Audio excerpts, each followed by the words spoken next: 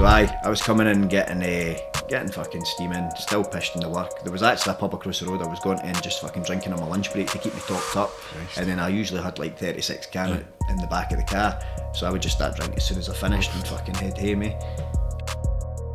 This episode is sponsored by Reality Jiu-Jitsu. Reality's aim is to provide high quality, stylish, no-gi jiu-jitsu wear. Don't just keep it real, keep it reality. Use code REAL for 15% off. That's REAL at the checkout.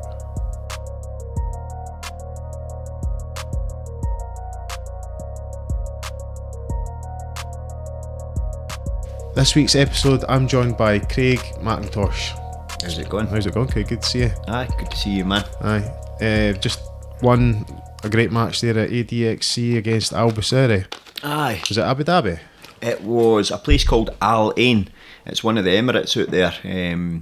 So we flew into Dubai and then we travelled to Al Ain, which is a really, really nice place, to be honest. It's we were treated amazing, so I'd never heard it before I went, but it's a kind of a lot of desert and stuff like that as you'd expect, but the buildings and everything really nice, like everything. It seems like everybody's got a good way of life out there. Mm-hmm. How did the match come about then? How did they get in touch with you? It was through Jeremy Fields. So right. Jeremy Field, he's had athletes on there before, and like I say, I've been going out and training with him in California since 2013, 2012 roughly, so long time, over 12 years ago now. That's crazy. But I like at the start, quite early on in jiu-jitsu, Callum Murray was one of my main training partners. Like me and him started around about the same time, and we've motivated and pushed each other and bounced off each other for years, still do to this day. But he had already been out there. He was one of the first guys that kind of started learning about 10th Planet Jiu-Jitsu in the whole of the UK. There was and he credits me for it. He says that I put him onto it because he was like, if you could learn, and one time he asked me if you could learn any type, and I don't know where, I think it was these videos that I'd been watching online. It was like, it was called Submission something. There wasn't a lot of content online at the time. So these 10th Planet guys, I think they were black belts, were putting out these videos. I wish I could remember the name. That my memory's pretty terrible. Result a hobby of getting punched in the head for 15 years. But so they put these videos up regularly. And I had said to Callum, I'd probably want to go out and learn 10th Planet Jiu-Jitsu, just because it was no-gi, and I was steering towards obviously MMA, and I felt like, well, it makes sense to learn specifically no-gi jiu-jitsu, if you're going to be looking to do MMA. So I'd said that to him, and he took it, and he'd kind of decided, right, fuck it, I'm going to check these places out. And he started studying himself online and whatnot. And I think he'd seen that Sean Bollinger, you need to get him on something and speak to him about the story himself, because I'll probably mess it up. But I think Sean Bollinger was doing a seminar way down in England, and he just decided he was going to go down and train with these guys. And like, I think when they recognised like this guy's travelled a long way, and they probably hadn't met a Scottish guy as well, or a guy as mad as Callum, so they became friends, because I think Sean is actually same age as us. But obviously he was a mega talented black belt. I don't know if anybody knows Sean Bollinger. You two know Sean Bollinger? That's not him I recognise. So this guy was like mega talented at grappling. He was I think he was Eddie Bravo's second black belt after Denny Prokopis, and he was just like a phenom, really young, really good. He was like 16-year-old guy beating all the adults, all that kind of stuff, in LA. You know what I mean? And then he actually fought Ryan Couture at one point as well, so he'd done a bit of MMA and stuff as well. But I just had like a really, really deep understanding of jiu-jitsu, past like what you would expect for a guy his age at the time, and it was all stuff that you would struggle to learn over here. It was really different to the stuff that was already over here. Obviously 10th Planet Jiu-Jitsu, it's really is its own style and system. And I learned a lot of great things off of Sean, getting to stay on the mat. Like, I remember one of the first times I went out to California, Sean was meant to come train with us and he'd missed it a few days. He's bad for like a bit of partying and stuff like that, do you know what I mean? Just obviously had so much talent, I think he almost got bored with jiu-jitsu, and I was probably struggling to find guys that could even give him a good roll, you know. So he had came in, I think he'd been like on a session for like 3-4 days or something like that, and he's came in, and me and Callum were like living in the gym. We just slept in the gym, so we were living there every day, just training every day. And he's came in and just fucking dusted us off one after the other. Like, I'd done an hour where it's just 5 minute round, 5 minute round, 5 minute round, 5 minute round. And like at this point I was pretty competitive with most people I'd ever trained with at this point. And this guy's just like putting me in these crazy moves where I'm completely tied up. I can't get myself out, you know. And it was just a big level difference, you know. So it opened up my eyes, and I was like, wow, that's amazing, you know. And when I meet people like that, I'm like, oh, let me go again, because I know that if I keep trying, I'm going to get better. You know, something my dad taught me when I was a wee guy is like, you only get, he was big into his pool as well, and he always said you only get better if you're playing a better player. And it's true, you know. You've got to get after the better players, and you get better, especially in a one-on-one, you know, sport. You need that. So I knew that just keep fucking going for it, and you'll get better. And it definitely went that way. So it was good to get a chance to train and learn from him. And it was quite cool as well, because they never wanted anything for it, you know. It's like a lot of time in Jiu-Jitsu, there's all these catches, and people are trying to make themselves, you know what I mean, massive amounts of money sometimes for stuff. And it was genuine. Jeremy's like, look, you guys are clearly not got much money. Sleep in the gym, you know what I mean. You're welcome to sleep in the gym, train every day. Like, we said, oh, do you want anything for it? He's like, nah, like if you've got any dollars left at the end, you can gaze it. But he never ever wanted anything for it. It just was, he could see that we were hungry, and he was happy to help us because he had a place. So it was really cool. We met loads of different characters, and obviously getting to go out to America, and really like the people there showed us what it's like for them. Do you know what I mean? You're getting actually to do all the stuff that they're doing, going to the places that they go to, and you're getting a feel for what California lifestyle is actually like, which was crazy for me, you know, especially as a sober guy at the time, you know, completely sober. So most people out there, they're fucking waking and baking and shit. Aye. You know, that's kind of how it goes. But so I was quite glad I got to see the pros and cons of weed as well beforehand, you know, before I made the decision to bring it into my life. So. Oh, right. So when you say sober, like you weren't smoking weed either? I didn't realise that. I stopped drinking alcohol October 29th, 2007. And I'd never done a single other drug at all, including weed, for best part of about another 10 years. Really?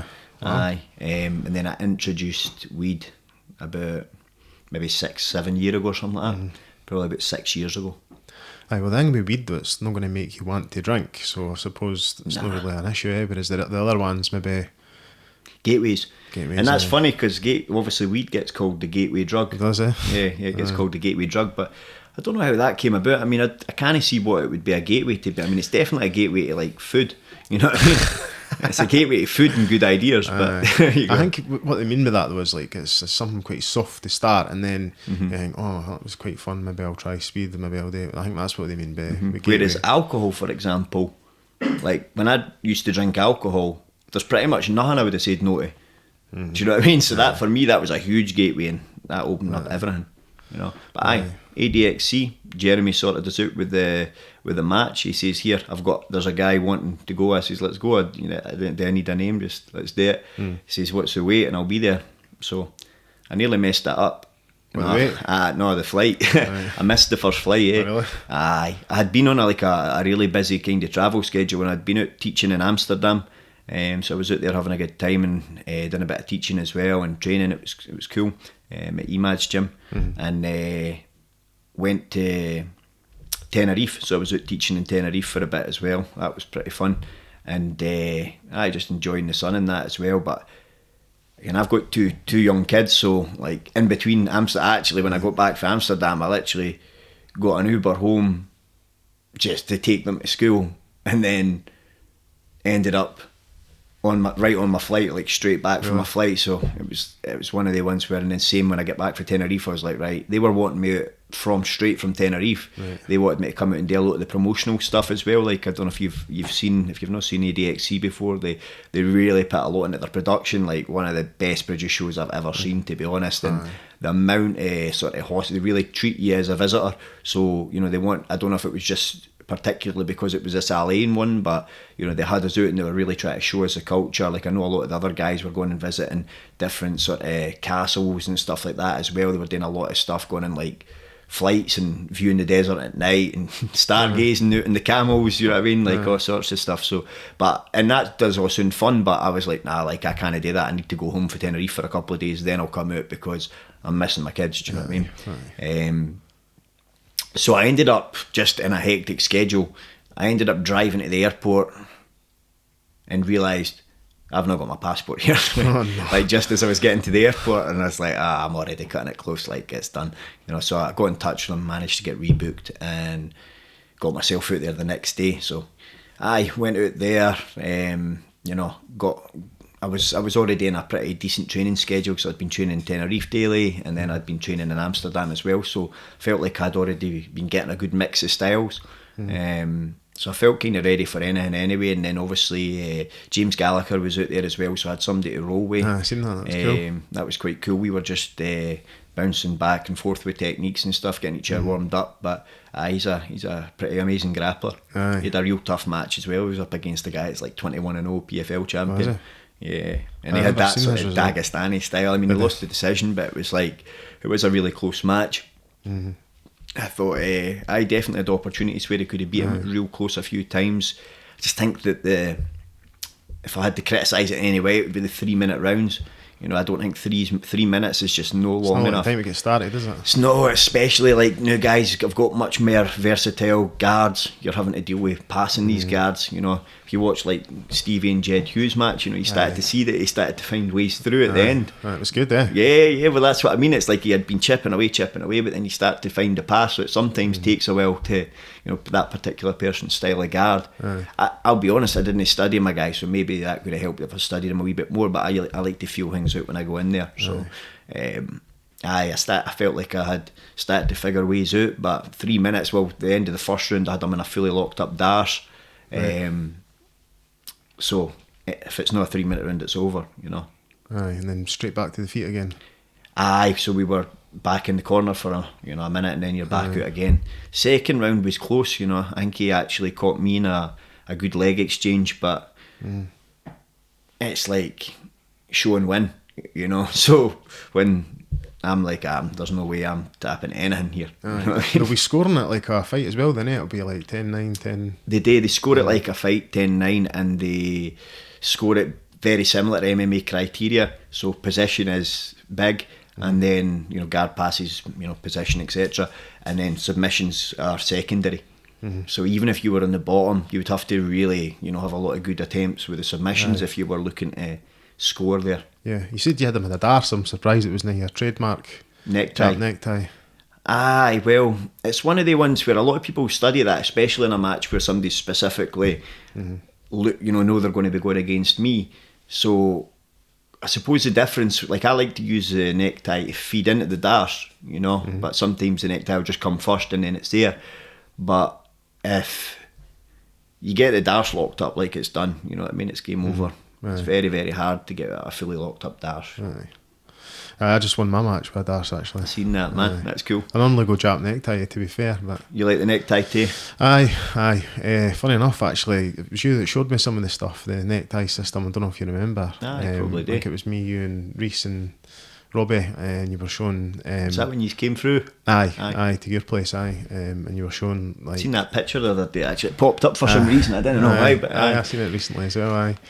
Just when you're talking about even going with the Peruvian necktie with the Jap necktie grip, and then when they try to roll, you catch their leg in the roll. I can't land that quite a lot in the gym. So it's quite a weird submission. It doesn't look like it should work, but it's actually really good for demonstrating the mechanics of how that move's applied. You know, when as soon as you hit the hamstring straight in, you feel the pressure going on. You know, you kind of torques on the neck. Reese was back in the mats the other day. I know, I've been speaking to him actually. That's good to see, man. I know, he's needing to get back in, eh? That's it, like, see when you've put that much time into it, you're pot committed. That's the way I look at it. Once you're a purple belt, you need to just be on the mats now until you're black at least.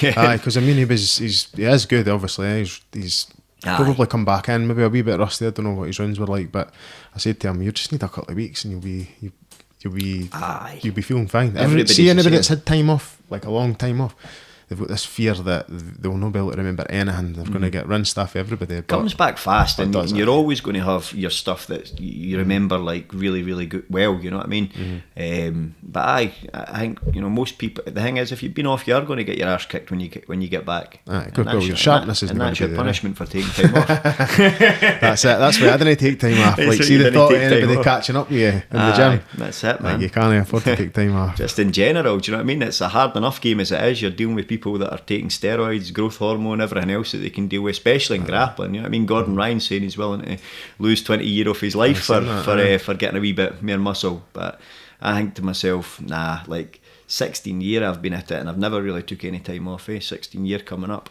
Aye. If you train smart though, and you're no. There's always something you can do. It was actually Sean Taylor. You remember Sean Taylor? No. Nah, Sean Taylor was a really good MMA fighter. Fought Leon Rocky Edwards. Oh really? I think he's like, if you look at his record, he's probably like 10-2 or something like that. Good overall. And he was, I think he stopped jits, I think, at brown belt.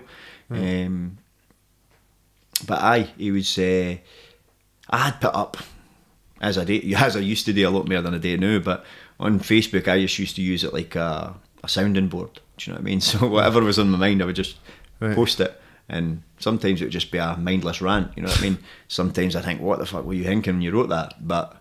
And it was sober as well, so I've not really got any excuse, you know what I mean? I'm probably just ADHD or whatever. You think? But probably fuck knows, everybody else self-diagnosed, so I know. Everybody thinks they've got ADHD now. It's because the internet's telling you that. I don't know if you go on and it must be a sponsored thing for your age category, but it's like, do you think like this? Or it's maybe Big Pharma's ADHD medicine. I don't need that shit anyway. I've managed up to 37 with it, so I'm not going to need it. You're doing great, man. Fuck it. But that is the problem. Forgot what I was talking about there. It was a Jap necktie, was it? We went into that because actually, what I was going to ask you about that is you went and done your BJJ Fanatics on the Jap necktie system, eh? Aye. So the way I kind of looked at that was during lockdown, sitting bored as fuck, and at the time, obviously I've hit a shitload of these in competition. Like I can't tell you an exact number, but you're famous for it though. Eh? I've hit a shitload. Anyway. It's something I've hit in professional MMA, amateur MMA, no gi grappling, whatever you want, under any rule set. So I think to myself, I've never seen anybody actually properly break down the move, and obviously I've done God knows how many seminars on it now, but I'm at the point where I can break it down really, really well, to the point where I can get a white belt to do it and not hurt the person, you know. And I think that's the biggest thing, is that most people, when they learn this move, like it is a brutal move, and I've had people tell me it's no a submission, it's just a neck crank and all the rest of it. And I remember getting told that when I was a blue belt for a black belt, but it puts people to sleep, so it's definitely a choke. And I can break down exactly where it's choking when it's happening, and you've just got to look at the finer details a wee bit more.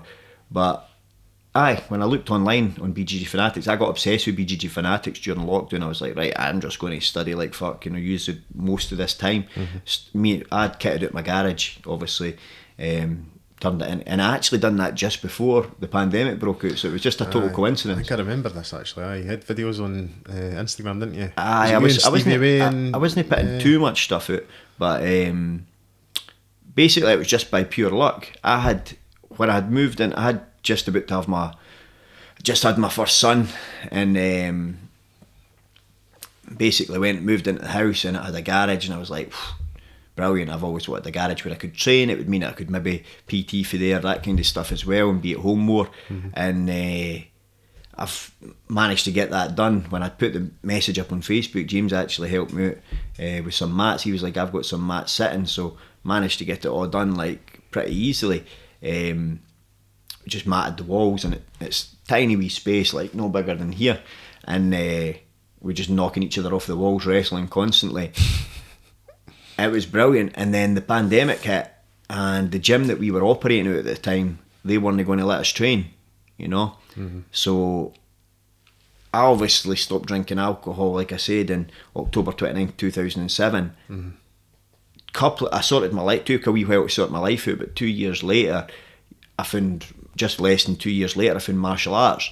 And I just knew in my own head, like, if that pandemic had happened, maybe 6 months into my martial arts career, it would have been over. I would have just went back to the drink. You know what I mean? Back to drinking drugs.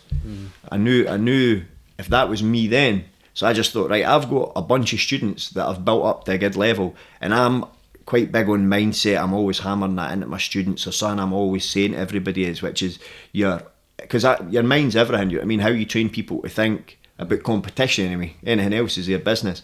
But how you train people to think when it comes to competing, martial arts, competition, that's going to completely determine the results that they end up getting. You know, I don't know the other factors, but so I just knew that if that was me, I would have been done. I'd have been back on the drinking drugs.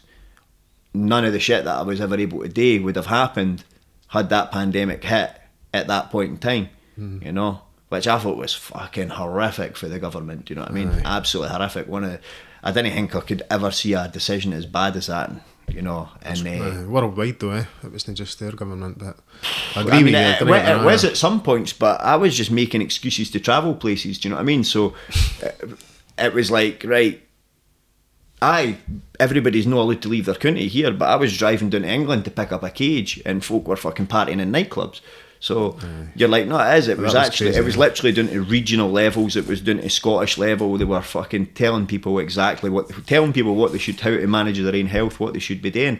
Some absolute utter bullshit. Like just thinking that you've got no say in the matter. Just I'm going to tell you what to do, and you have to listen.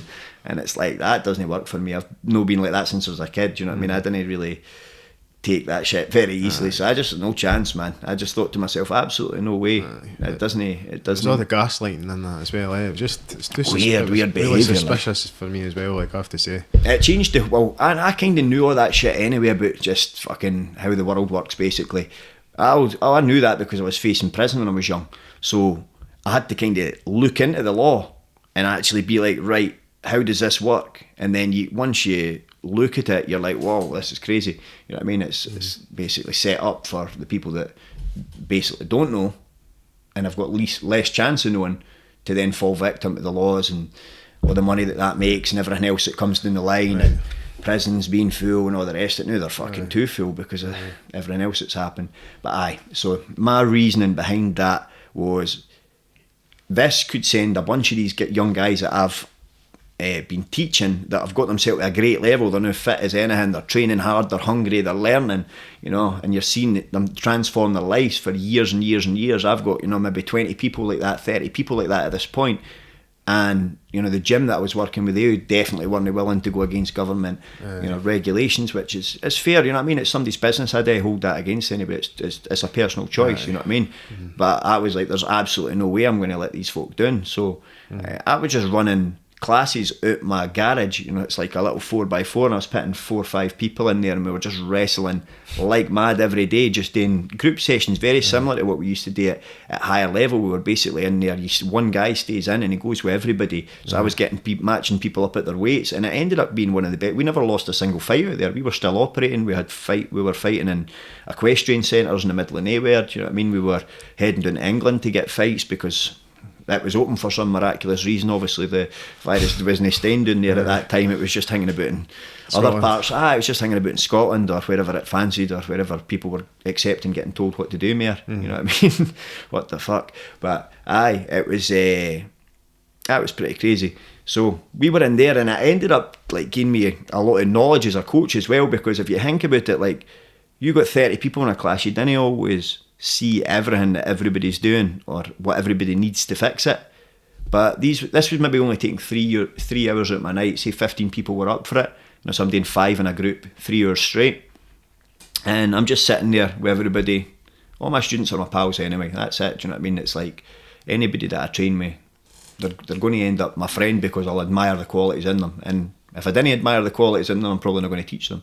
My job's to get them there, and if I can't get them there, then there's nothing I can do. You know what I mean? But these 15 people, they're turning up because they're hungry. They want to get better. They want to keep that progression. Like I say, I always say to my students, you're either going backwards or you're going forwards. There's no stagnating. There's no staying still. You don't stay still. You just go back, or you go forward. You know, if you stop doing the weights, it's the same thing. It's just anything you're trying to progress it, you need to keep moving forward at it. It's interesting. So that's what I was just doing, operating out of there. We got some amazing results out of there. I was training hard. I was probably in the best shape of my life as well. And we just kept operating until things got back to normal.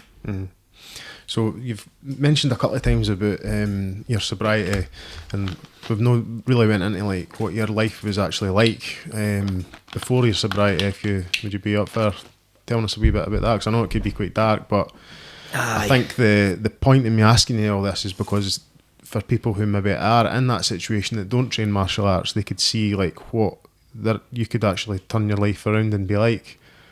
Because obviously you've achieved quite a lot after that, so it's quite inspiring. I suppose for some people it's probably going to be like, right, if it can do anything, it's just to say like, there's never a point where you can't change.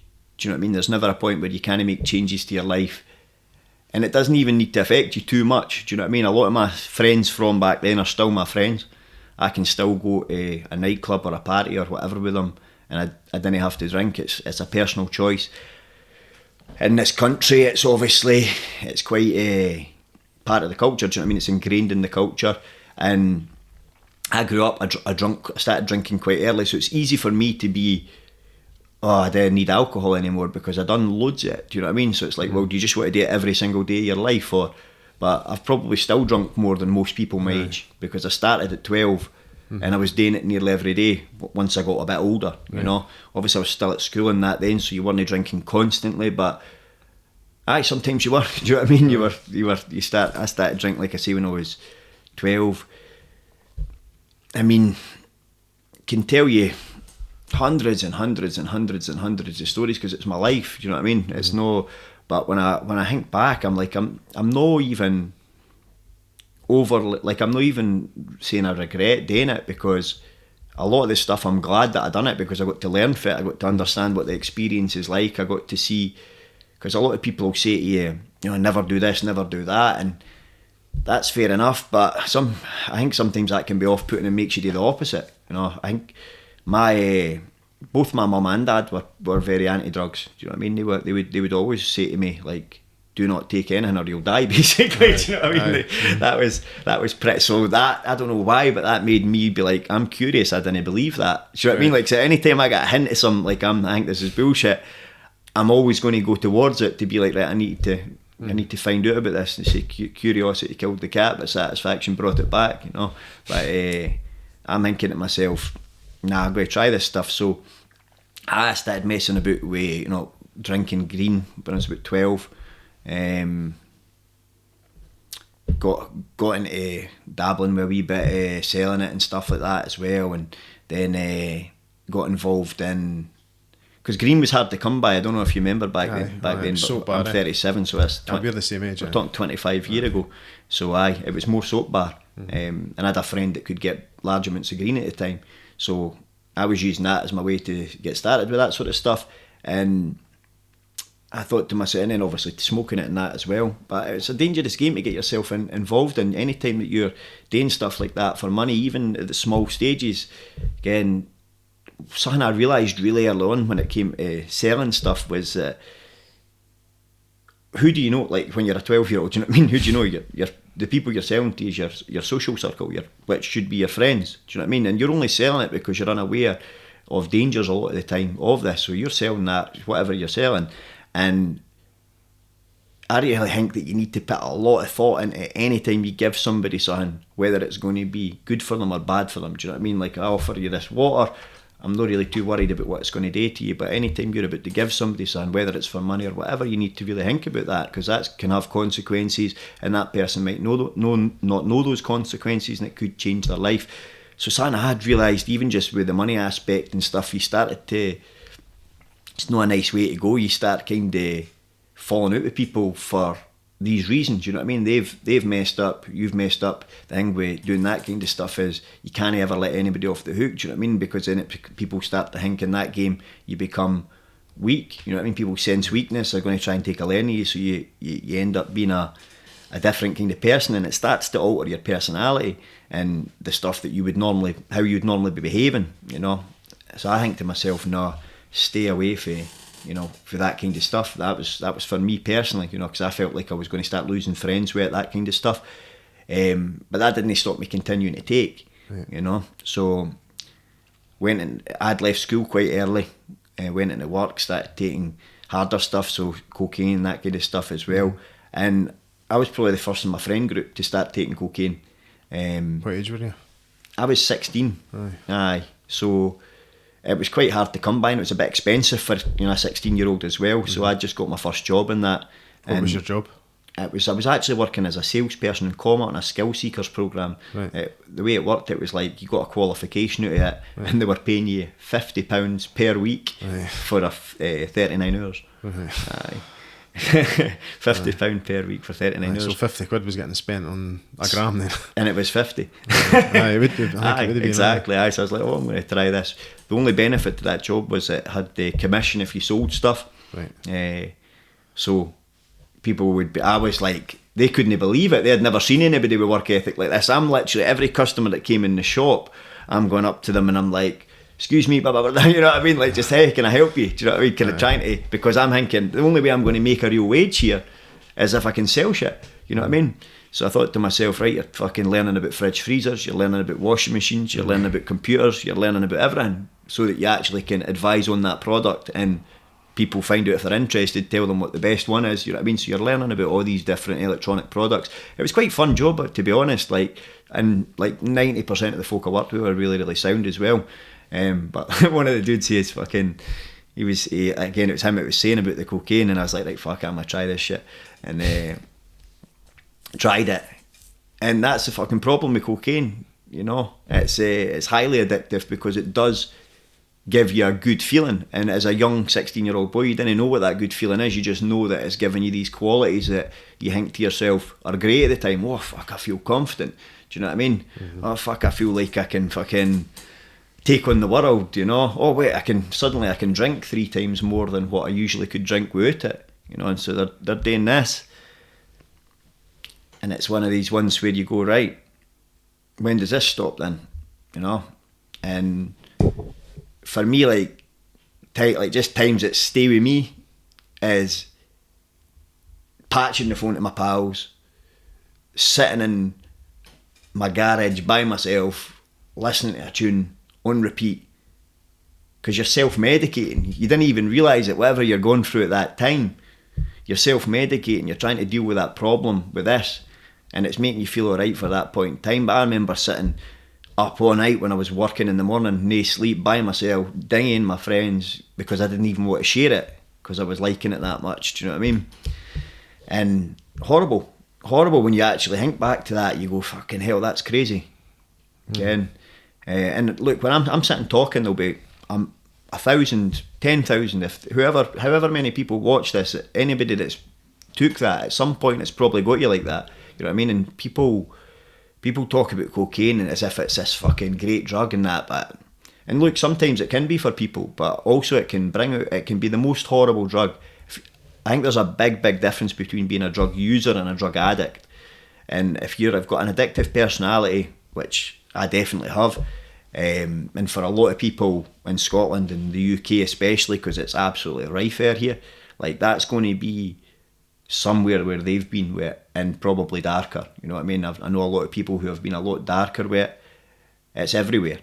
Okay, that's the reality. It's completely ingrained in our culture. It's as common as offering to buy you a pint as to give you a line. It's glamorised as well, eh? It's glamorised because it's expensive. So it's glamorised because it's expensive, and because it's expensive, the people who are involved in it have money. So the people that are involved in having money, some people are attracted to that. And this is the problem, they're attracted to the money. And look, everybody needs to pay their bills, that's the reality. But you need to look at the downside as well. Do you know what I mean? Like for yourself, you need to look at your downside when... And I took other drugs as well. You know, I'm not going to rabbit on too much about cocaine, but I do think cocaine is completely ingrained in our culture now, and one of the worst about. Because it doesn't kill anybody, cocaine. I've never actually heard or even seen anybody die of cocaine from taking it. You know, even large amounts, big giant lines, doesn't make a difference. We used to sit in parties, folk fuck them on the table, big massive amounts, and everybody's just battering in all night. But the reality is, it's not the cocaine that's killing you. It's what it does to you, what it does to your mental health. Do you know what I mean? Because what's something I realised when I got sober was that what goes up must come down.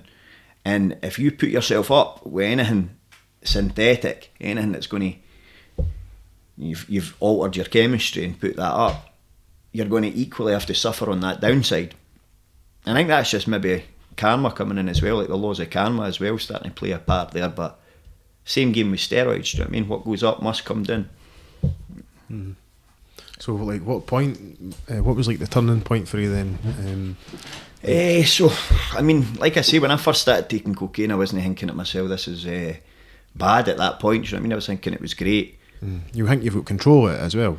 Thinking I'd control it, it doesn't help with all the music that's out there, and do you know what I mean? That's what I mean, it's glamorised, It's aye, in the films, Scarface. Rap music, all the rest of it, you know what I mean? And all those kind of films and that as well at the time are mega popular. But I mean, I introduced a bunch of my pals to it. So when I go back, I'm like, fuck, can I think about that sometimes, and there's a wee bit guilt there.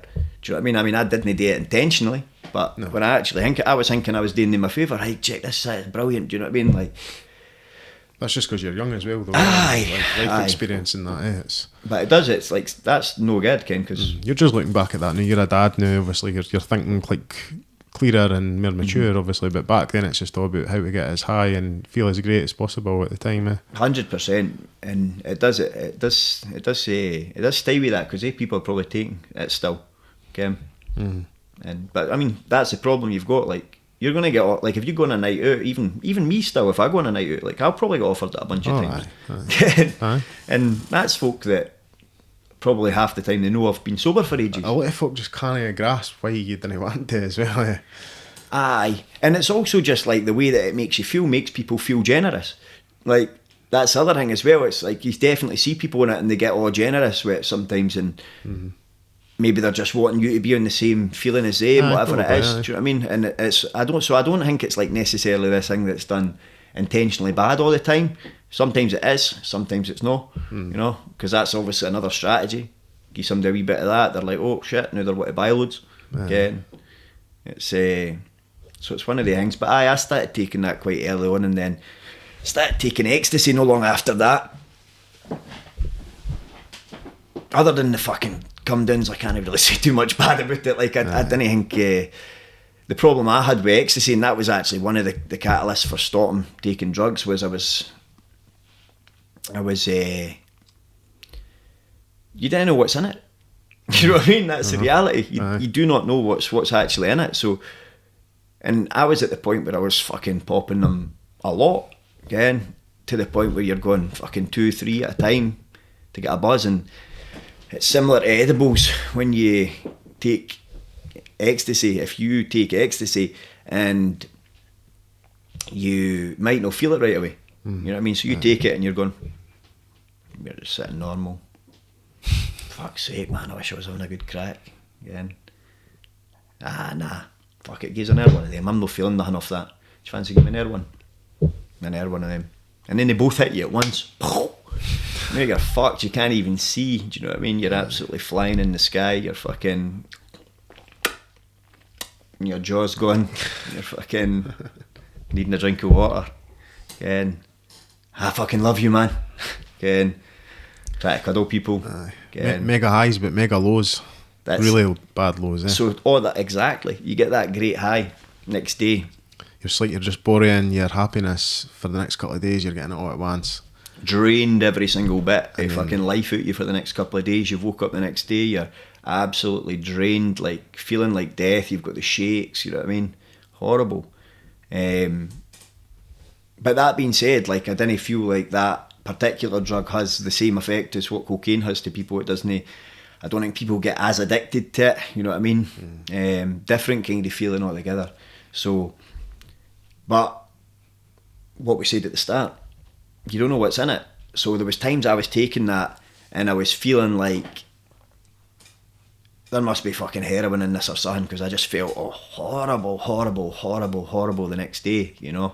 And then you think, well, like, what's stopping that from being the truth? Oh, aye, definitely. Nothing. Aye. You just take somebody that's like, oh, I've not got my supply this time, fuck it, I'm going to take some. Aye. What's cheap? Chuck that in. Aye, exactly. And then next thing you know, you're dead, because there's plenty of people that's died for ecstasy. You hear about it in Glasgow all the time, at raves and stuff like that, people mixing it with lethal drugs, and it's no good at all. Do you know what I mean? And that's, I mean, if anything, that's an argument for like legalisation of all drugs, so that people could actually get educated on what they're putting in their body.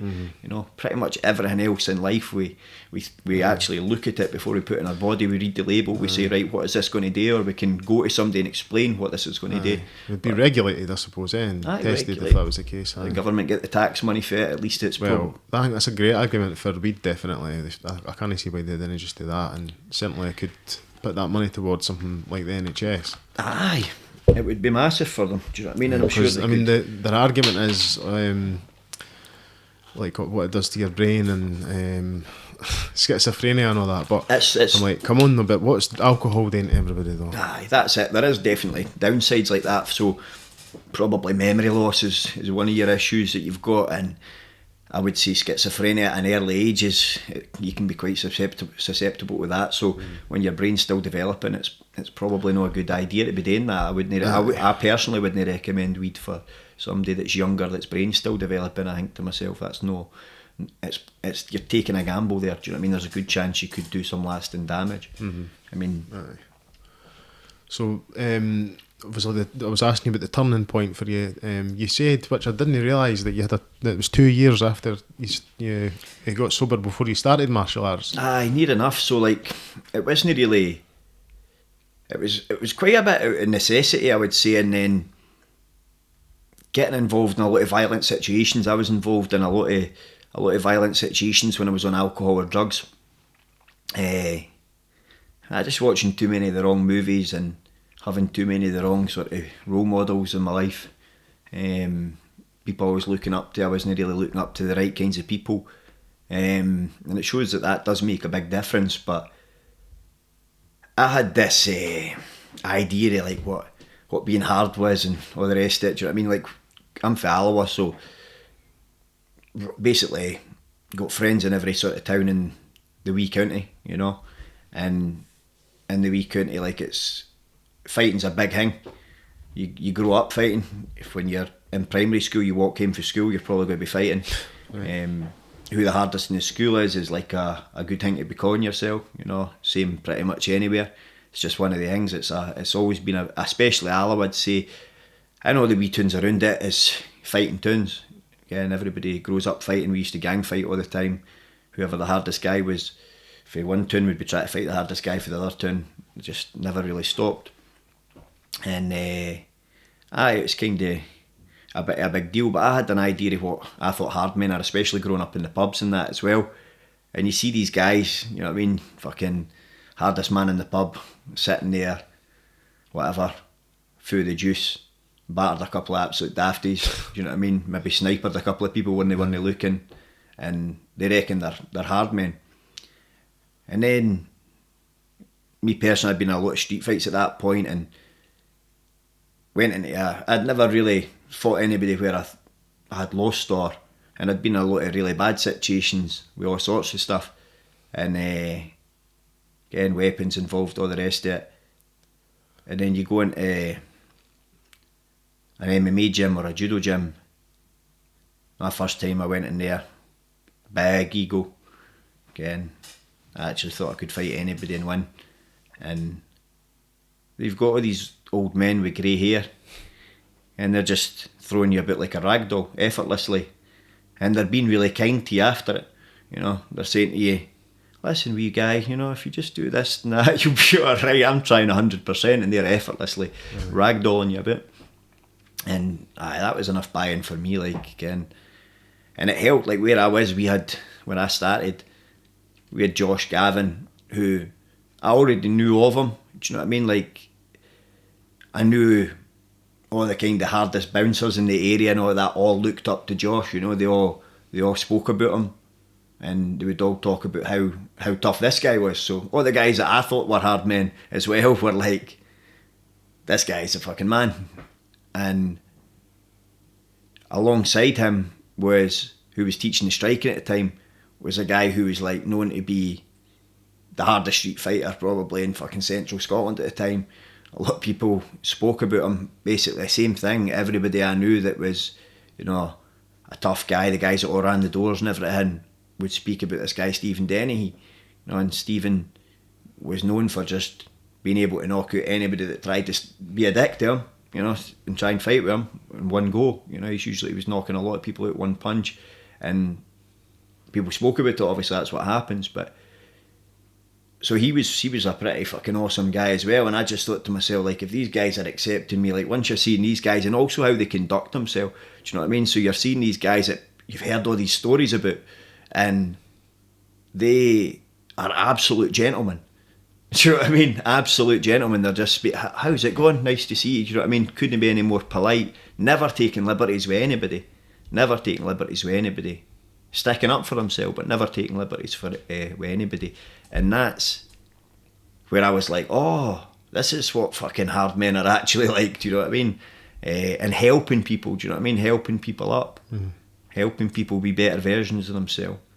Again, no trying to bring people down, no trying to bully people. Aye. Not trying to talk themselves up. No need to talk themselves up. Their actions is always spoken. Exactly, aye. Just thinking that. And I felt invincible with these guys behind me. Do you know what I mean? The fact that they were willing to have enough faith in me to let me compete for them in their club. Like, I thought, I'm going to put everything into this to try and do you proud, you know, for giving me your time. What age were you then? So I'd have been 22, 21, 22. I think I'd just about to turn 22 at the time. And total life changer for me, you know. I stopped drinking when I was 20, and obviously right away, October 29th I stopped, so immediately you've got your Halloween, you know, and 2 days later Halloween, then you've got your Christmas, you're trying to avoid the drink on all these, because what I worked out, it was on an Eccy binge actually. I realised it was after taking loads of ecstasy tablets, sitting I was living with my gran at this point, so my gran took me in. I wasn't living at my actual house. My gran let me live with her. I'd got myself in a lot of trouble with the police and stuff like that, so my gran had let me come and live with her. So I had this wee box room in my gran's, and sitting there, like, I'd came in, and obviously I knew I was starting to let her down as well with my behaviours, you know, the drug use and the alcohol, and put that aside, because there's plenty of people that drink alcohol and take drugs that didn't bother anybody, you know. But I was definitely bothering loads of people when I was getting involved in loads of bad situations. The police were at the door all the time. And I'd got done for drink driving, I'd writ off a few cars, and just on a one-way track to death, basically, or jail for a long time. And it was actually my granddad that said to me, my gran never said to me, I know my gran had her hands at the door to the police and that, and they were trying to say to her I had done these things and that, and she was saying, nah, can't be my Craig you're looking for, Ken, as they are. And my granddad had said to me, like, listen, the way you're behaving, and my granddad was an amazing person, absolutely amazing person. Like, that's what gives me motivation to just continue to try and be better, because he was the same way. Like, he was learning right up until his last days, you know, like, could do pretty much everything. Could taught me how to fix cars, all that sort of stuff, taught me how to cook, iron clays, just change tyres, getting everything. And there's nothing I don't think he could do. He could build computers from scratch. He had taught himself as an old man how to completely build computers from scratch and stuff. So he was a teacher, so he understood how to speak to people to get results as well. You know, like, if you shout at somebody, you go about something the wrong way, you're not going to get anywhere. But he'd said to me, Craig, listen, just to let you know, some of the stuff that you've been doing, it's upsetting your gran, and just kind of explained what he was talking about, the behaviour he had viewed. And I was like, when it really hit me hard, you know, because you know what to let down your gran, especially when they've gave you a roof over your head. And it did hit me hard, and I think after he'd said that, I still was taking stuff for a wee bit, but like, that conversation stayed with me, and just all the different things that were happening, you know, everything had went wrong through that, you know, and then I sat one day after loads and loads of fucking drugs one weekend, sitting on a Monday. I think if we look back, October 29th 2007, probably be a Monday, if not a Sunday. So I'm sitting there lying in bed just absolutely frazzled, brain frazzled, thinking about those things, what I'm saying about you don't know what's in the drugs, like I could be a fucking junkie, I don't even know it, I can feel these crazy thoughts going through me. So I just sat and just thought all day, literally just lay in bed and thought for when I woke up to when I went back to sleep, just a full day sitting thinking about why I was behaving the way I was behaving, and thinking about what was making me do the things I was doing as well. And it's quite a like people talk about no ego in jiu-jitsu and all the rest of it, but like that's what I had to really do, was realise like fucking hell, like these are the reasons why you're doing this. And a lot of drug use is like trying to make up for stuff that you could have naturally. Again, people take it because they're feeling anxious and they want to be confident and all the rest of it, but you can get all those things naturally. Again, that's what I don't think people realise is you then need it to be like that. You know, you can be confident for who you are, just for your actions, for everything that you do. You can, you know, even bravery sometimes. I think sometimes people do it for that as well, but these are all qualities that you can have naturally if you just work on them, but they didn't just come overnight. Like it's just like in a fight, when you're like you go into an MMA fight, you're probably feeling pretty confident. Why are you feeling confident? Well, because I've been training like a fucking demon for 12 weeks and day and night. Of course you're going to be feeling confident, because you're thinking there can't be many humans that's been training as hard as me for this last period of time. And that's, I wish more people thought like that, you know what I mean, and went for that, because you didn't need that shit.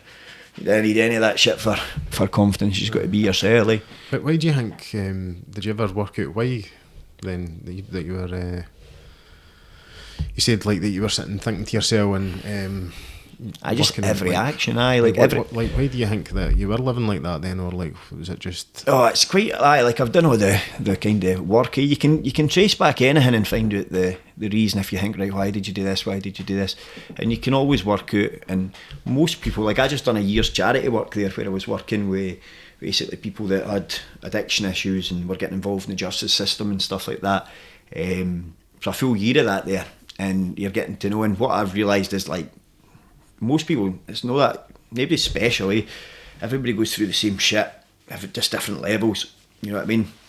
Everybody goes through the same shit. You get trauma that happens in the household, in school, usually that's it. You then, while in school or as you leave school, the trauma's still there. A lot of people have not dealt with what it may be, so you start to self-medicate. That self-medication, depending on how bad the trauma is, starts to become addiction. The addiction is going to bring you more trauma, which you're going to self-medicate for.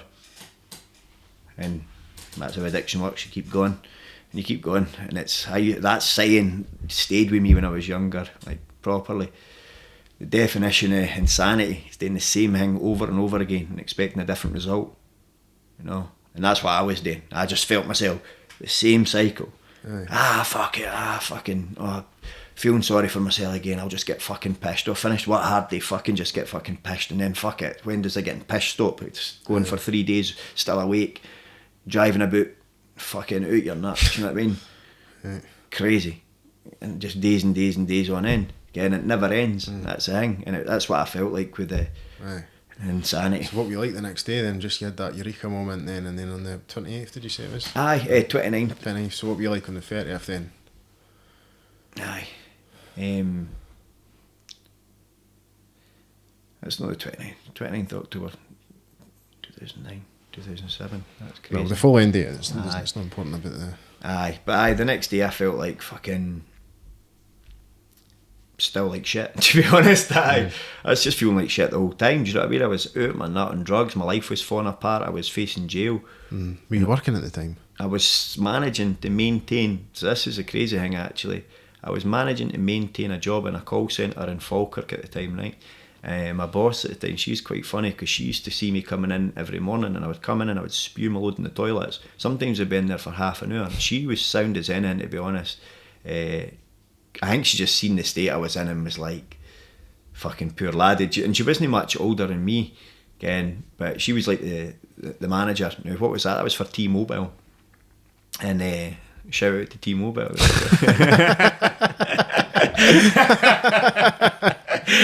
I get you a sponsorship there.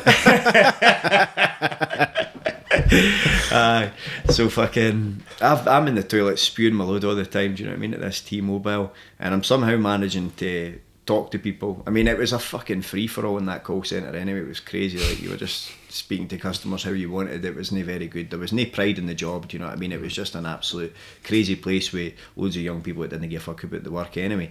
So we were going in there, and I'm fucking annoyed at myself for not remembering her name. It's quite bad, because I can see her face, but I'm like, I can't actually remember the name. But she was quality, man, and if she was by any chance watching this, like, fucking cheers for being a sound boss at the time. So I was coming in getting fucking steaming, still pissed in the work. There was actually a pub across the road I was going in, just fucking drinking on my lunch break to keep me topped up. Christ. And then I usually had like 36 can in the back of the car, so I would just start drinking as soon as I finished and fucking head home.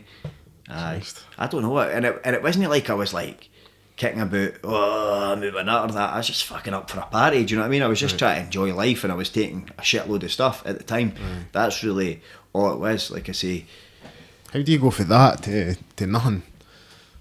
And it was like, I just knew, I knew my time was up. Like, see, everything, the way my life was going, like every signal in my life was just telling me, like, this is fucking coming to an end. Again, like, I was arrested for a bunch of stuff, and the stuff I got arrested for was the nicest stuff I was doing. Right. Do you know what I mean? And it was going to get, and it was going to get me the jail, and I was like, fucking hell.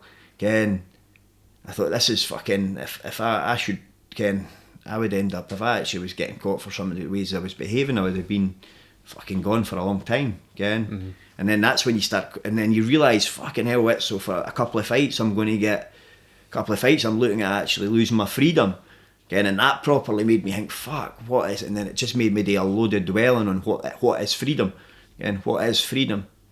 And I'd done loads of thinking about it, and I'd read a bunch, even though I was, so this is the other thing as well, like, even though I was drinking every day and taking loads of drugs, like, sometimes I'd be drinking, taking loads of drugs and reading a book. Again, like, I read a shitload of books, watched a shitload of movies. Again, I'd go on kind of obsessive. I've always been like that, and if I get interested in something, I like to get all the information on it, you know, so I like true books, do you know what I mean? Books so you can learn from other people's mistakes. So I like books about somebody's life, so that you can actually take the great lessons of that person and say, right, wow, that person was great for that reason. Because nothing to me ever, I love psychology as well, so like nothing to me is ever too much a surprise. Like when somebody explains something to me, I'm always like, that makes sense. It's like maths, do you know what I mean? I can see how that person would end up like that, you know? And that's with most things, you know. Even with, like, I've had quite a few pals who have been schizophrenic and stuff like that, and it does come quite logical to me. I think to myself, when you think about thought patterns, it's like I can see how that gets there, you know. But so eventually you go into martial arts eventually, then. So that's me. Obviously, went on a heavy fucking partying spree, you know, and I've thought to myself, nah, I need to get into something. So I've stopped drinking alcohol. I've made that decision. Loads of other things that I had to change about my lifestyle and my behaviour at that point. And one of the things that made me quite sad early on was, like, obviously I've told you I was partying constant, but I had loads of pals, you know, like loads of different groups. I took pride that I could have sat in nearly any town in the wee county, and I would have had pals that I could have sat with, had a drink with, and been getting myself in trouble. But when you stop drinking alcohol and taking drugs, like, you realise right away, fuck, people you're not partying with people didn't want to get in contact with you as much. It's quite a mad feeling, because you go, oh fuck's sake. So it's the old saying, like, misery loves company. Again, when people are on it and they're wanting somebody to drown their sorrows with or whatever, like, they're wanting to do that with somebody, they're not just wanting to go drink themselves, do you know what I mean? So it just kind of, let me see, right, okay, opened my eyes to who my real friends were at that point, and the people that actually wanted to spend time with me, or just like, you're just an extra in the room, you know what I mean? So it made me do a lot of thinking about that, and like those people that were my friends then are still my good friends now, you know, and I was glad for that, because that kind of opened my eyes to just not caring what people thought about you, and not really bothering too much, you know what I mean? All your real pals will be there for you anyway in life, you know. So you didn't need to stress about the people that aren't. And so when I kind of, it was quite dark at the start. Like I felt like I'd lost a lot of my personality through drinking drugs. I'd lost like who I was as a person. I felt like I was like sedated, walking around sedated, just through anger and hate. That's pretty much how I felt as a human. Mm-hmm. I just felt like my main emotions were anger and hate most of the time. And I'm like, these aren't great. Again, that can't be good for your mental health. Nah, not really. And yeah, again, it's like sometimes at that point in my life, you'd have people that were just like a wee shining light in your life. Do you know what I mean? And my wee brother's always been like that for me. Again, my wee brother, he got to learn from a lot of my mistakes as a person as well. So I think he's like, again, just a great person. Again, so again, just wee things like that. I was actually saying that my dad had sat me down and says, listen, your wee brother was fucking really worried about you. Again, he's like, he thinks you're going to be fucking dead or in the jail for a long time, eh? And I was like, fuck's sake, man, I'm just letting down everybody, again, the way I was behaving. And stopped the drink. I went, fuck this, I'm just sorting this out. So I just made a wee plan in my head. I was like, fuck, I need to. And it just so happened that one of the cases went to court. I'd got a big fine for it. I had to get 150 hours community service. I was barely making any money. Do you know what I mean? The job that I was in, barely making any money. It wasn't that T-Mobile job. It was what's called a third party call centre. So it means that it's not actually owned by T-Mobile. They just hire somebody that they pay minimum wage to kind of do that. Good for the guys that run the centre, but no great for the people that's working there. So you're making basically minimum wage in that job, and I'm like, fuck, again, trying to basically pull myself out of this hole. And you've got to get yourself out. You know what I mean? Nobody's going to. That's the thing about life. Do you know what I mean? Nobody's going to fucking do it for you. You've got to do it for yourself. And I owed all this money for the fines. One of the reasons I wasn't getting the jail was because I could see I was working. So, when you go up to court, if you've got a job, it puts you in a better position that they're not going to then send you to jail because you're actually already in work, and it also means they can fucking steal your money. That's just the truth, really? But that's right. What they do. They can give you a higher financial penalty. If you're no working and you go to court, there's no point in fining you because you're not going to be able to pay the fine. Mm-hmm. Do you know what I mean? So they'd rather just give you the time. The time takes away the fine. But you go to work, you go to fucking court, and they're wanting thousands of pounds off you for a couple of fights that you've been in.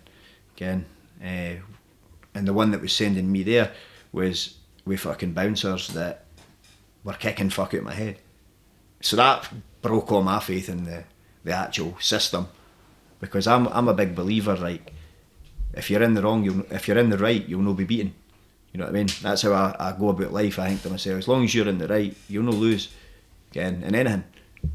And in that situation, what had happened was I was on Eckies. I will take that back. I was in a nightclub. Bouncers tried to throw me out. I've told him I'm not gone. I'd only been in the place 5 minutes, and he started trying to manhandle me. So I've just fucked the nut right in him and managed to get on top of him and cracked him a couple of times. But when we've been fighting, we've went through the cloakroom doors. I've ended up on top of him. He was a big guy, to be fair to him, but it was just the way we fell. The rest of them came through, closed the door, kicked utter fuck at me, right? So I'm curled in a ball, getting my head stomped on, getting volleyed in the face, getting volleyed in the ribs. And my two friends that's seen that I've went missing, they've came looking for me. Now, the way that this cloakroom worked is they could see through the cloakroom window what was happening. So they've stuck their head in, kicked open the door, and we've just kicked utter fuck out the full bouncing staff. They were both two handy guys, so fucking 6 of them, I've kind of looked up and there's fucking just bodies lying, like we've just, I've bear in mind in my mental state, right, I've just went for thinking I might be dead here. I'm getting my fucking head kicked in, I'm curled in a ball, I'm getting volleyed in the face, stomped on, to being able to get up and seeing the cunt that's just done it. You know what I mean? Yeah. So you're fucking going for it. You're trying to give them everything you've got. And then what the courts probably thought is I've went too far. whatever.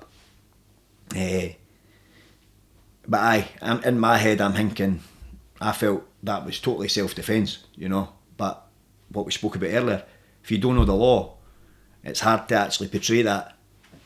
Right. Again, and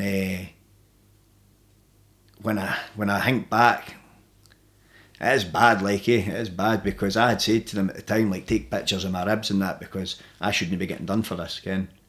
He says, look at the fucking state of me. Do you know what I mean? Because he'd already been kicking fuck at me for at least a minute, again, at least a minute, which with guys stomping on your head and ribs, it's going to be a wee bit damage. But aye, that one, like I say, I thought to myself, no good at all, again. And ended up with quite a big financial penalty for it, so I'm ending up working. I don't know why I done this either, this is pretty crazy, but I knew that I wasn't going to be able to pay it with the money that I was making. I had fine to pay. What else did I have to pay? I was trying to buy food. So the way it was working out, by the time I was paying off my fines and then the car and fucking, and if all my bills, I was like, I'm going to have zero money here if I didn't sort myself out. So I then ended up deciding to myself, get a job. And only my pal owned a pub at the time, and I've thought to myself, my dad managed to get me a job through there. My dad had drunk there for years, so he was pals with the owners, and they've gave me a job, so I've actually started working behind the bar, which is crazy, again, when you think about it. But I just, in my head, like, for the moment I made the decision, I just knew that I wouldn't do it. I didn't think, at the time, I didn't think it would have been forever or anything like that, but I was like, I know that at least 1 year, until I've sorted this out, I'll not take a single sip of drink. And it's weird how the world works, because I hadn't given myself any allowances, but one of my pals was in the jail at the time and I hadn't seen him for a while, and I had said when he gets out, I had spoke to him writing back letters and that, and I'd said to him when he gets out I'll have a drink with him. Again, this is about 9 months down the line or something like that. And he came and visited me in my job at the pub, and I didn't want to drink at the pub while I was on my shift, and he ended up saying, oh, I've got to go away and see somebody before I finished my shift. So I didn't end up having a drink with him like that day, and no doubt in my mind, like, if I'd had a drink with him then, my life would have just went in a completely different direction. So it's funny, you get all these wee checkpoints where you make decisions in your life, and that decision can send you in one direction or a different direction. So I'm grateful that never happened that time. And after a wee while, the biggest thing for me I found was that my life just kept getting better. My mind kept getting clearer. I started feeling better about myself. So just gradually, everything was getting better.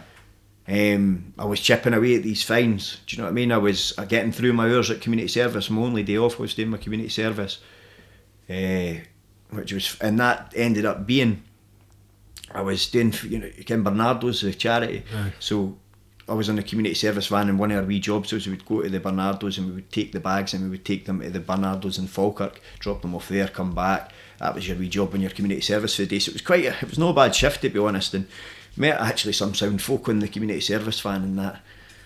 There was a mad pike who used to get drunk all the time. He'd drink a half bottle of vodka in the morning for breakfast. Nice. He'd try and fight everybody at lunchtime. He was nuts.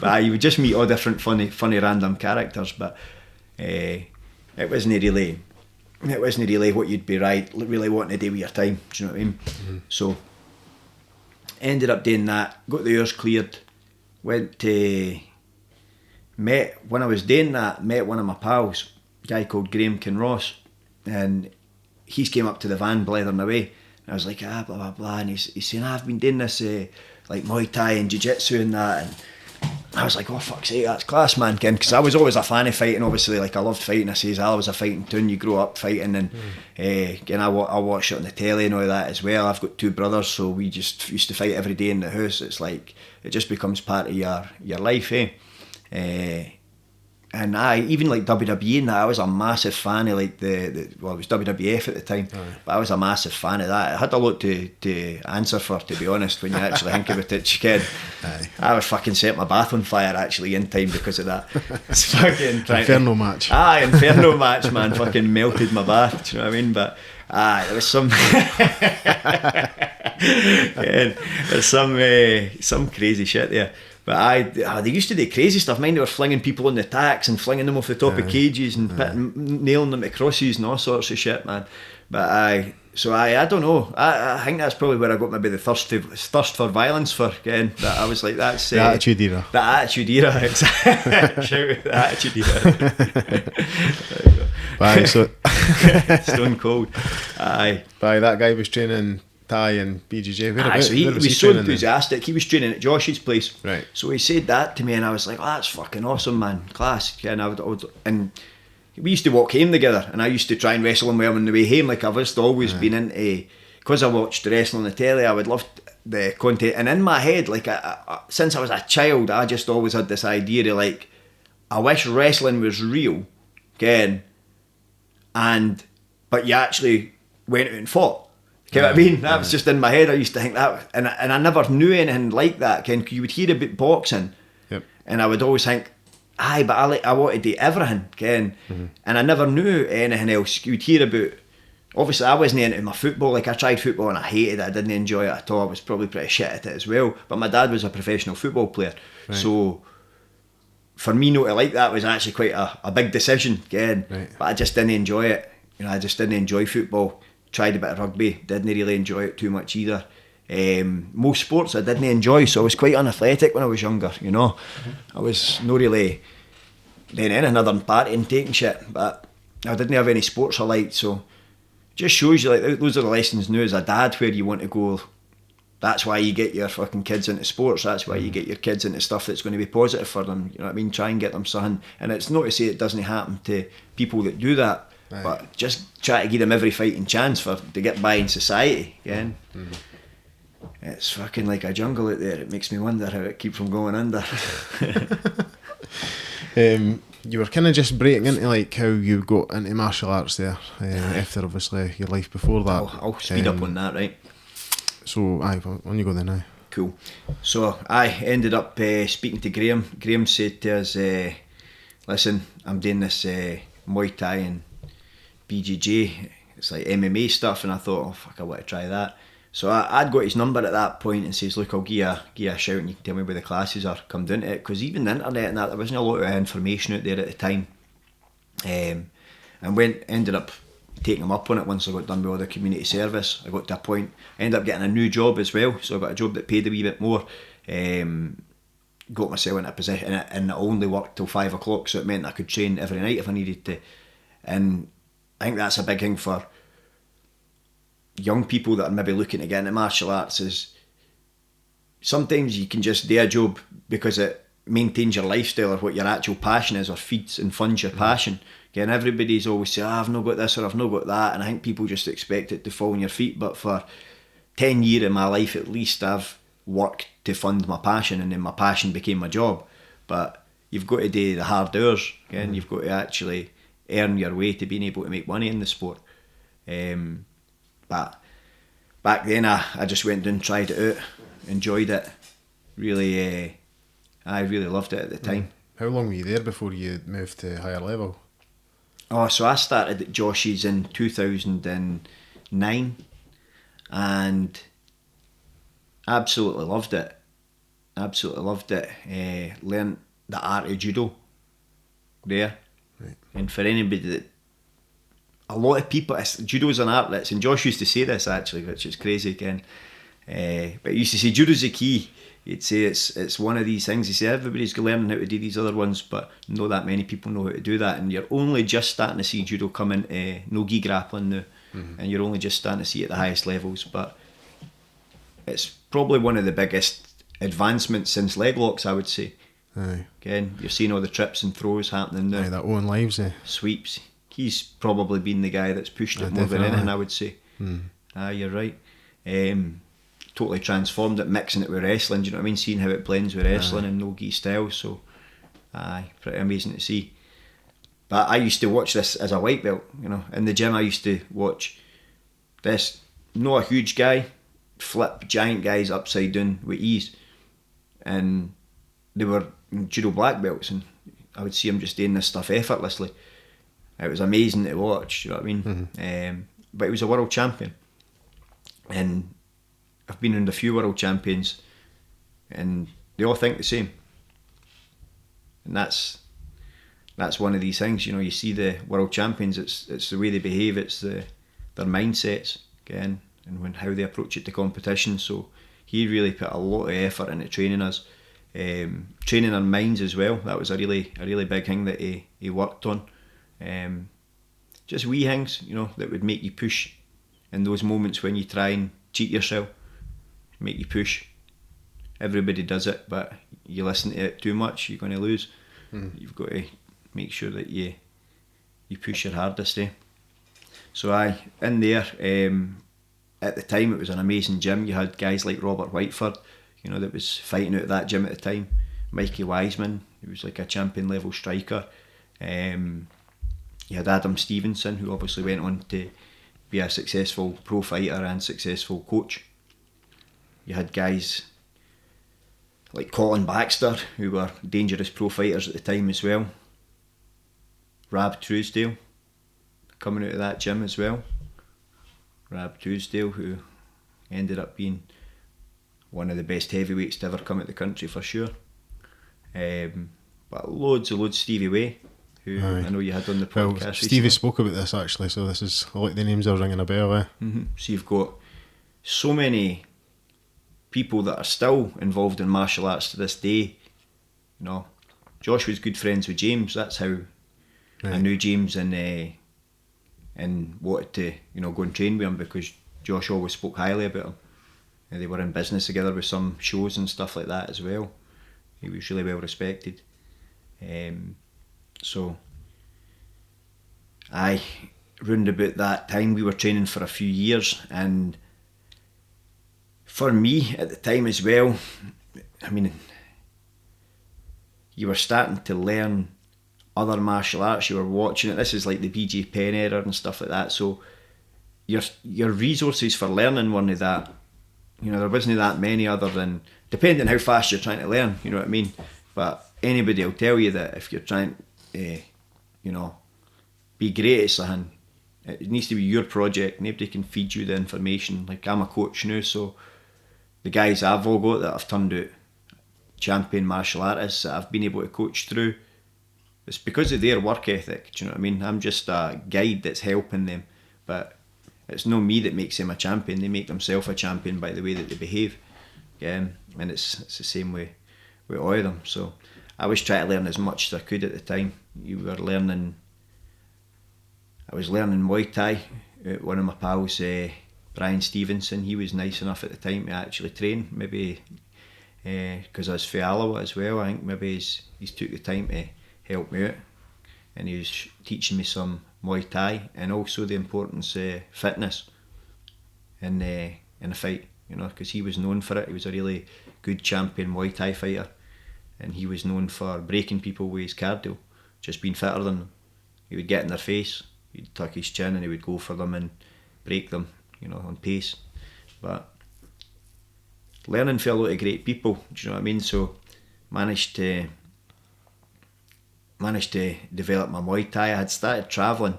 Something I wanted to pursue early was Brazilian Jiu-Jitsu. You know, I was obviously seeing the importance of it, and I had learnt judo, but Brazilian Jiu-Jitsu is a different art to judo. You know, I know that it comes from it, but they're so far removed from each other that it's a completely different art now. And I was fortunate enough that when I went to learn Brazilian Jiu-Jitsu, I've went to train with a guy called Scott McVeigh and a guy called Kerr McMillan. So I think what's called now Connection Gracie Jiu-Jitsu, but at the time it was under Hoist Gracie, and they had a place out in Balfron. So I wanted to train with a Brazilian Jiu-Jitsu club that wasn't affiliated to MMA. I always knew that MMA was my goal. So I didn't want to join any other teams, because at the time I was thinking I was still a very raw amateur fighter, and I didn't want to join one of the bigger teams where I was going to then write off fights for me. Do you know what I mean? So I thought, train with that, and then you've still got loads of people you can fight with. So I went to Scott McVeigh's and Kerr's out in Balfron and started to learn Brazilian Jiu-Jitsu. And like I say, shortly after that, Hoist Gracie actually came here to do a seminar. And for watching him in the UFC and getting to meet him and stuff, it was pretty fucking cool. Okay? And everybody's got a different way of teaching, you know, and you learn different stuff for different people.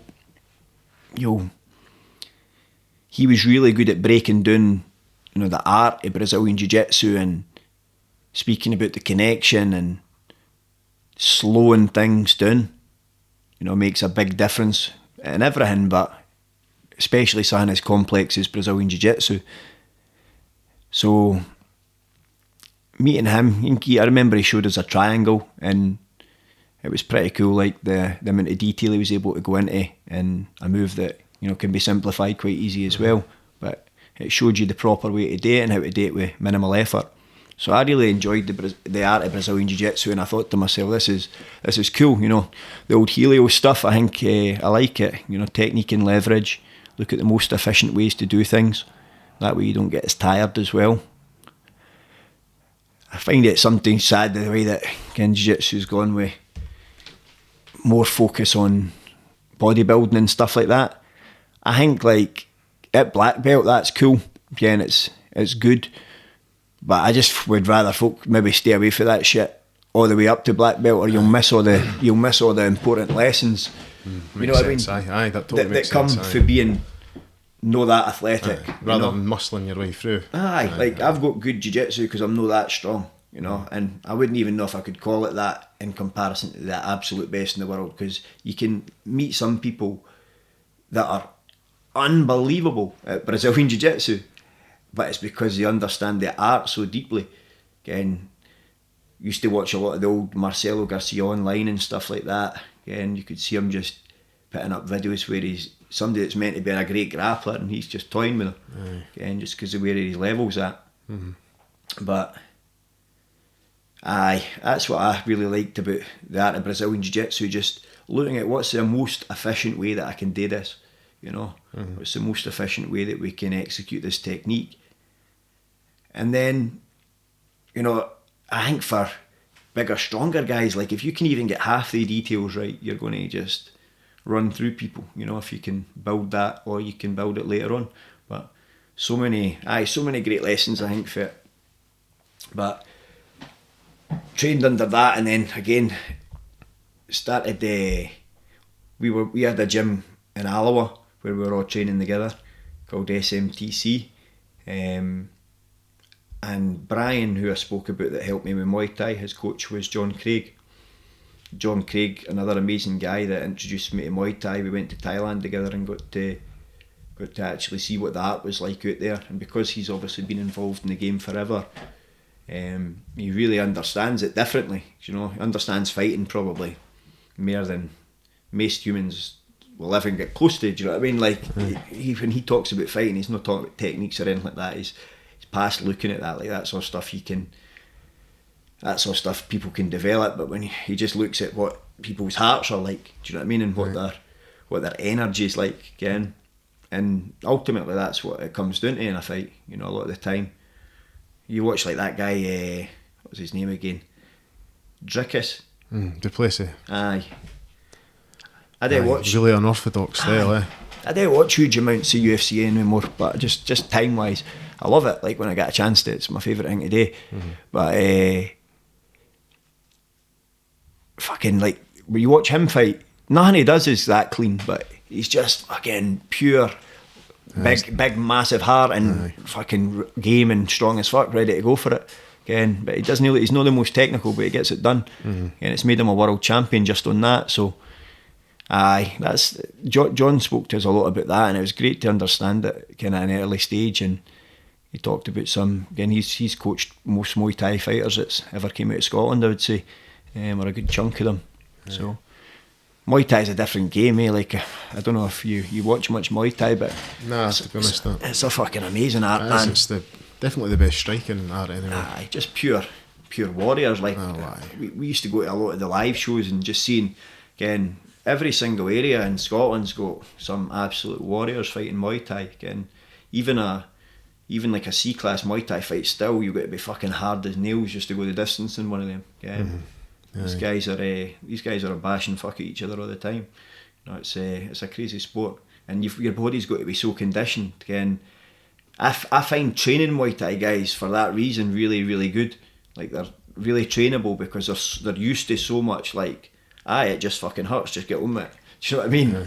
And there's a lot to be said for that. Again, sometimes it's a combat sport, eh? Again, you're doing combat sports, same with jiu-jitsu, same with grappling. It's a combat sport. You're going to be in pain, and it's going to be hard sometimes.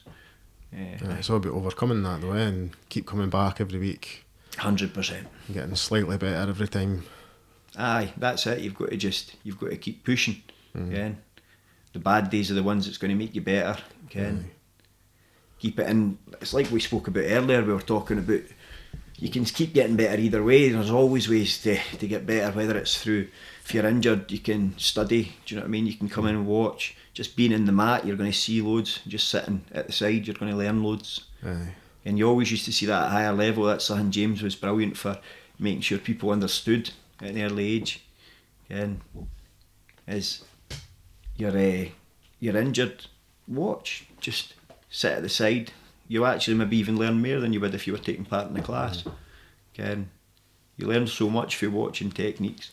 And your coach Stevie Ray, I remember when I first seen him fight, 2011, and we were in Stirling, we were in the same dressing room. I was watching him warming up, and he was doing like flying scissor heel hooks and shit. And I was like, what the fuck was that he's doing? Do you know what I mean? Because I was right into studying what I had in the 2 years or whatever I'd done it, but he must have been learning for different sources. Again, we were speaking about sources earlier. Just being able to see things and then repeat it immediately and be able to hit it. Again, it's pretty cool. But you've got so many different ways that you're trying to learn. So we used to get that Fighters Only magazine, again, and that would have techniques in it. It would have strength and conditioning for Paul McVeigh. Again, he would be writing a column at a time, teaching people. And that's really where I had got most of my information for at the start. I was like, right, this is, but it was good information, it was good sources, do you know what I mean? You were learning for the best guys in the UK. Peter Irvin, he used to do a segment in it as well where he'd be showing you crazy submission. You can go and practice them at class, again, maybe something your teacher hadn't taught you. You're learning new stuff. It's mental how advanced it is now compared to that, eh? Just hearing you talking like that. It's crazy, aye. Like, that's why, again, now I think it should take less time for people to get to black belt, because the sources, and I mean, black belts are probably a different level now in general, and you look at a lot of purple belts out there and they're really, really, really good, and a lot of guys that they're basically black belt level. It's just time served, and I think there's some stuff that you start to understand differently when you get to black belt though, I would say, or when you're nearer that level. Again, you start seeing how the sport affects people in general, and start looking at that more rather than just actual technical abilities. It's a big passion of yours, jiu-jitsu, isn't it? I absolutely love it. Like I say, I was really lucky, Ken. The first time that I done it, I knew I was going to do it forever, Ken. I knew that for the first day I done it, because I went and I got absolutely ragdolled. And the great thing is, again, I got absolutely ragdolled, and went outside, spewed my load and that after it, and I phoned my dad, and I was like, that's fucking class. Like, again, just getting that chance to actually just go for it, and you lose, you fucking go again. Do you know what I mean? You lose, you go again. You lose, you go again. You win, oh fuck, right, you still learn something. Again, there's no around where you didn't learn something. You know what I mean? Like, and even around where you've had your arse kicked, you're learning loads about your defence. Again, you're getting a chance to test your defence. In the gym, it doesn't matter. You get tapped out, who cares, Ken? Exactly, it does not matter. It's a lab, eh? You're just practising. You're just trying to work on the stuff that you're trying to get better at. I mind when I was just starting, it was maybe 3 months in or something, I went to open at higher level at the old Whitburn gym. That was some place, went along with Reese, and like I say, we've been rolling for training for 3 months, and you walk into higher level, and you're actually able to walk into a gym and train with the best guys in Scotland. Like, that's what really hit me. It's like, see football, like if you tried to rock up to Murray Park to get to have a wee knockabout with the Rangers players, you're not getting to do that. But with MMA and Jiu-Jitsu, you could go to an open mat, and I think the first person I rode with was James. It's crazy. Mat. And then I obviously got submitted multiple times off everybody and rolled with Stevie. And then I sat and watched Stevie and James rolling. So I'm going to have a round half and just watch these two guys rolling. And it was like almost like beautiful to watch. Like that. In a sense, it was almost like a dance for somebody untrained like me. I didn't really understand what was going on, but I could see the back and forward between them. James is attacking Stevie, then Stevie's defending that, and then Stevie's now doing this. And even though I didn't really understand the movements, I just sat there and thought, one day I need to be able to play this game. Like maybe not be able to beat them, but just be able to join in this, because it just blew my mind. Like, what is this? I need to. It's a massive passion for you, too. It is. That's a way that's obviously introduced you to it, and you've thought, I fucking love this shit. I just blew away. I was. The funny is, I think it was it Boxing Day or something, and I was just sitting in a couple of beers in the house, just as you do, or at the time as I did. Nothing to do the next day, so you're just sitting in a couple of beers, and then Reece texts me about going. I was like, right, name me a drink, but start tanking water. I'm not wanting to go and embarrass myself, even though I only trained 3 months. You didn't understand obviously at the time, but I was like, wow, getting to go and train with, I think it was like Danny Henry was there, Stevie was there, James, like all these names, like you're getting to go and train with them. Just blew my mind as well, that you could rock up and train with these guys, and they wanted to talk to you too, like they had the time of day for you. I seen that as a privilege as well, so to be able to train with the best guys on the mat, that's something I always tried to seek out as a martial artist, to get better. Again, with everything that I've done, you try and train with the best guys you can, it's going to get you better. Again, you learn a shitload. You learn a shitload for seeing the professionalism, and you've got to, the cost of that is you've got to train hard enough. You know what I mean? You've got to train hard enough to actually be able to try and stay in there and be dedicated. So we were through there constantly, every single night, and it was a long trip. Do you know what I mean? We managed to keep it up for about 6 years or something like that, which is pretty long period of time. The good thing we obviously knew is that it's James's students that's got in gyms like yourself, Ian, Stevie. Essentially, we're learning for James, because obviously third person, I should say, sorry, we're getting it through his students. So you're still getting the same quality training, you're still getting James's expertise, you're just getting it through your coach who was a student of James. That's the benefit every next generation's got, is that everything that their coaches has learned, they get that. And for me, something I noticed from a coaching point of view is that I tend to teach a lot of stuff that I done wrong. You know what I mean? So when I see what I've done wrong, I'm teaching people to learn from my mistakes as well.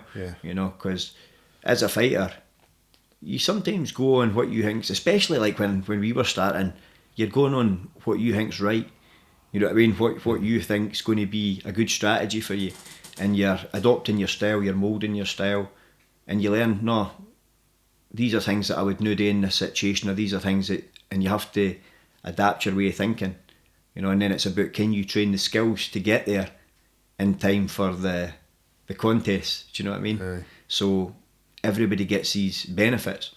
Again, whatever the coach has been through, like, fuck man, again, when you think about your coach Stevie, again, people that's getting to train with him, there's no a situation in probably anything that they be fighting that he can't tell you, I've been in your shoes. Do you know what I mean? I've been in your shoes and this is how I overcame it. Do you know what I mean? Like, that's pretty incredible. It's a privilege having Stevie in your corner, definitely. Again, just thinking about that, he's going to be able to, you get to learn for everything whoever your coach is has done right, and then you get to learn for their mistakes as well. And fuck man, there's just so much knowledge out there too, that the game's developing really, really fast. Still, which it's never stopped since I started. It's never stopped developing and evolving, so you're constantly playing catch up for the stuff that you already know, and then you're trying to learn about every new thing that comes out, how it fits in with the current game, it's brilliant. and then put it into place. And honestly, I don't know, like I'm starting to, it never ends though, it never ever ends. You're always learning about everything, again, constantly. And for me, that's what competition is like, just a way to test it, you know, to test your skills, what you've been able to do, what you do right, what you do wrong, and you take the results, you take it on the chin, you're testing yourself against the best country you can find, and you're going for it. You know, it's one of the ones where, like I say, I got myself in a lot of fights when I was younger, got myself in a lot of situations where you could easily have been dead, again, easily been dead. See, when you go and fight in a cage, the reality is you're fighting another person the same weight as you. It's only one person, okay? And you've also got to prepare to fight that person. So you can't ask for much better than that. There's a referee there that's going to stop you getting killed. Okay? If you're either going to kill them, they're going to kill you. It doesn't happen because there's a referee there. You know, so you're both fighting. You can fight freely. It's mad. Okay? So the other thing I was going to ask you about is your promotion, ADCC. It's the end of this month. What a card! It's like the All-Star Elite of Scotland that you've got on. Aye, again, it's something I'm really passionate about. Again, obviously, I've spoke about all the dark stuff, do you know what I mean? But right now I'm in a great position. I'm in a position now where I'm been off alcohol for 17 years, drugs for 17 years. I'm training regularly. I've got my own gym, my own students. And everybody's progressing. You're seeing the benefit of them. And working with ADCC, that's something that's been a privilege as well. I'm getting to organise. It's mad because I sent Chris Thompson a message a while before it, talking about this idea I had about running a grappling tournament, and it was right before I got offered the opportunity to work with ADCC, and obviously started working with them. We were now on our 6th invitational. We've ran 2 Scottish Opens, and we're just trying to make sure that we're making steps in the right direction every time, just trying to get better every time. The invitationals wasn't really something that ADCC was keen on. It's not really part of their regular format. Right. But I think that, my personal opinion is, it really helps the scene in the country. Aye. You know. So I think you're doing Scotland a service by doing it, definitely. I just like, as I'm a competitor myself, so I just think to myself, right, if you were looking for an idea that would have benefited you as a young grappler, try and make that happen. I'm not the young grappler anymore. I'm just compete when I get the chances. But there's loads of guys in this country that are hungry young grapplers that are actually trying to be the best they possibly can, and they're not giving a fuck about belts. They're just thinking, I want to just fucking be world class. And because there's plenty, again, in ADCC, there's plenty of guys that's blue belts and purple belts and that are making it through, that are black belt level, and you see it, like Nicky Rod was probably one of the examples back then, but you see it with loads and loads of guys. But aye, I'd say we're fortunate enough that there is loads of people in the country that wants to go for it. So the guys that are competing in Scotland, they're looking for the hardest matches they can get, and that's what we try and do on the invitational platform. Is the guys that want to compete regularly, it doesn't cost them to compete. Do you know what I mean? They can try and get sponsors. We try and make sure we put it out there for people as well. You know, so that's important. You're getting videos of yourself, and you're trying to promote yourself as a young grappler as well. And you're also getting to share the card with some of the. I mean, right now it's at a point where just the full card's frightening. Yeah, and that's. It really is. And it's just going to keep getting better. Like I love it as somebody that's doing the matchmaking. I absolutely love it, because you've just got so many people that's just wanting to go for it. You know, and they're trying to be the best they can be. They're just looking for a fair match, somebody that's been training the same amount of time as them roughly, and some people don't even care. They're just like, give me the best guy you possibly. And I'd say most people are like that. Just give me most people that message are like, just give me the best guy you can get me, Ken. And Nothing to lose then, eh? aye, it's brilliant, Ken. And it's as a matchmaker, it's ideal, and you think, fucking right, like that's how you're going to get better for sure. You see it with a lot of the guys that have made that transition really from blue belt to purple belt, and they've been fucking trying to take out black belts for a while, Ken. And it's the right attitude, eh? If you're a young athlete and you're in your physical prime, what's going to stop you from learning all this information quickly, understand the rule set, and try and win the matches? And you're seeing loads of great opportunities, and I think ADCC style, it's good because it gives people that opportunity. You tend to, the way the scoring works, you tend to see more wrestling exchanges as well, which I think you get to see that a bit more. I mean, the big benefit to the kind of 5-minute round where there's no scoring whatsoever is that you can just go for it. You can just attack. You don't even have to think about points. So for that 5 minutes, just go out and have as much fun as you want. You're not going to lose for pulling guard. You're not going to, nothing like that's happening. You just got to attack for a submission for that period of time. And then the way I look at it is, if you not manage to finish them in the first bit of time you've got, then you need to start thinking strategically about how you're going to win, you know. And it's a good. It's definitely a good system.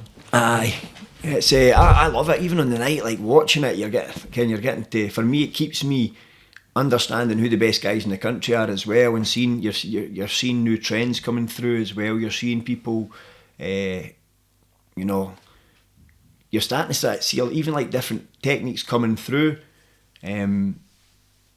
which are obviously coming from a lot of the online influences as well. But you're seeing people get really good at them really fast. You're seeing what works there and then. I referee it and stuff as well, so grappling's a big part of my life. It's something it's not a chore to me. I love doing it. I love being around it again, and I'm still learning myself. And all this stuff does it continues to help you learn. And I just think it's my passion project. That, do you know what I mean? It's not really. I see. I've got a vision for it because I went to ADCC like 2011 when they were here. It was like a sold out. It was in Nottingham, big massive arena, and at that point, massive arena. It was in the UK, and that was probably half empty, I would say, you know. And at the time, it was legends like Marcelo Garcia in that competing. Yeah, you had some pretty amazing matches on the card, and I thought to myself, this is crazy, like you're obviously watching the absolute best of the best here. And then fast forward obviously to where it is now, and you're seeing T-Mobile Arena and stuff, and massive spectacle, and just how big grappling is, you know, worldwide. Whereas when I started it, like it definitely wasn't cool to do it, do you know what I mean? And people didn't understand how effective it actually is as a self-defence martial art. Especially in a one-on-one situation, you know. It's a very effective martial art, just grappling in general. I really try and think of grappling when we talk about the arts, Brazilian Jiu-Jitsu. They've all got their own unique benefits, but I always try and think of it just as grappling, you know. That's especially when no gi. Aye. One of the fans' questions, it's actually Big Max, he's on the show. He was asking which match are you most excited about? And he's saying here that he's excited for Chris Duncan and Dylan Took, which I think everybody has, to be fair. What's your favourite one? I'm excited for his as well. Like, I think that's going to be mad. Aye, that's a great match. Aye, I'm looking forward to it. That's interesting, that one. Big Max is progressing at a fast rate. That's what I like about watching him. Again, he's getting better fast. So, and he's competed against obviously like Mark McQueen and stuff like that, and even just doing that it's going to make him, you know, it's going to make him just want to strive for more. So I'm looking forward to that one as well. And I just think Gio, he's always going to be explosive. He's always going to be dangerous. Like, how quick was he wiping out absolute divisions and stuff? As you know, white and blue belt. It's an interesting matchup, definitely. So it's going to be quite a cool one. Dylan and Chris is going to be pretty cool as well. Like, I'm looking forward to that. Aye, it's going to be interesting exchanges, eh? And that's one of the things I love about the rule set, because with all the matchups, like, aggressiveness is pushed. You literally can't take backward steps. you know, if you take backward steps, that's when you start getting penalties.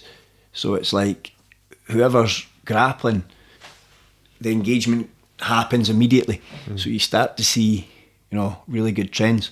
Aye. I see Mark Ewan as well. There's another big name that's on it. Aye, his is quite a cool matchup as well. Like, I think Mark's an amazing grappler. A lot of people didn't realise that. People realise how good Mark is. Aye, a lot of people didn't realise that, and you know they know him for his striking, but he's a great grappler as well. I've heard through Stevie like how good Mark is. I've not trained with Mark for years, and he was good when I trained with him at higher level. But obviously Stevie tells me back and forth about how him and Lorenzo are getting on, and I've never trained with Lorenzo, to be honest, but he's class. Heard nothing but good things about Lorenzo. Very well rounded everywhere, you know what I mean? He's got everything. So aye, I'm looking forward to it. Like, it's going to be a great card again. I see Aidan Stevens has got that 10th Planet dude that you were talking to me about at the start. Aye, it's going to be a cool match. Like, I'm looking forward to that as well. It's another decent name as well, Cage Aye, Warriors. It's actually stressful, but like, again, being honest, again, I love it, but it's fucking stressful. Do you know what I mean? So I'm at a point where I'm like, fucking hell, like it's Your phone's about to be going ding dong. oh, it's fucking honestly, genuinely, I love it, and that's why I keep doing it. But I need to get a business partner for it. Genuinely, Right. I need to get a business partner for it because the workload's crazy, and I just do everything myself pretty much. Do you know what I mean? So it's I definitely need to get a business partner for it. But fucking, I'm probably more excited. It's for me, the whole process is really stressful until the night, and I'm like, this is the fucking best night ever, because you're actually getting to relax and just watch the matches and be like, this is cool as fuck. You're seeing where everybody's at, and I was wanting to try and get like kind of like a ranking system online in that way as well. Yeah, that'd be cool. It's just you've got so many guys competing, and we've got a lot of people that compete regularly in the show, and obviously you're starting to see the champions form in each weight division as well. What belts have you got? I've seen Kevin McAloon's got one. What's that? Under 88. Under 88? Yeah. What other ones have you got? The other one is under 70 kilo, Right. which is Shawnee Stewart. He's brilliant, Aye, he's had some unbelievable performances in the show, and he's fought two guys who, like, if you were looking at it, he probably wouldn't have been favourite to go against, and he's fucking just absolutely smashed it. Do you know what I mean? Just withstood everything and then came back to win. I think I've ever seen him lose apart from Ash Williams. There you And go. obviously that's There you go. It's a different ball game, eh? Aye, it's fair the play best. to him, no fair. The best of the best, eh? Aye. He was at that Guerrilla Invitational. That was it as well. Shawnee was as well, actually, but Ash was there as well. So doing a tour, is he not up here in Scotland? I Aye. don't know. Is he coming to your gym? I've not organised anything for it I think yet. he's going to Dundee to Gracie Barra. But wherever if he's close by or whatever, I would be happy to go. Aye. Again. I think he spoke to Stevie about coming to us, but we've got a lot of guys that's mainly MMA, so probably wouldn't be enough numbers for that. But be great if he popped in and trained or whatever. Aye. I think he's always up for training. Like, he's taught he's a cool guy, he's taught at our academy before. I met him a while back ago. Went and trained with him in Wales, so Aye. got loads of rounds with him there. He's a good guy. Aye. He's been hitting Stevie's twister, eh? I seen that actually. Aye. Just shows you, it's fucking. To be fair, he always gives Stevie props for it, like when he hits it. So. Aye, that's class. Aye, that's cool. That's a great technique. It is. People didn't actually realise how it feels until he does it to you. You look at it and think, oh, that's just a neck crack. You're like, but wait till you feel it though. Like when your hip and your body's getting torqued like that, like you feel it in your back as well, eh? Aye, it's like a wheelchair kind of move. If you didn't tap I think it'll it, get banned. It's that dodgy, I think. I Aye. can see it getting banned. I hope not, because I mean, you can twister somebody, you can do all sorts. It's fucking combat sports, you know. And see if you can elbow somebody in the head and you can do this, you should be able to fucking break a leg. I honestly genuinely think to myself, sometimes less rules, like, and Aye. I'm loving. I don't know if I'd want to see somebody get like paralysed. No, you don't want to see it. You still need to be able to go home to their family.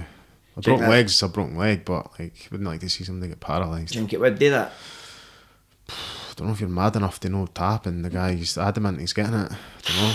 You get some crazy Russian dudes that didn't want to tap. don't know. I've never let it go on that long.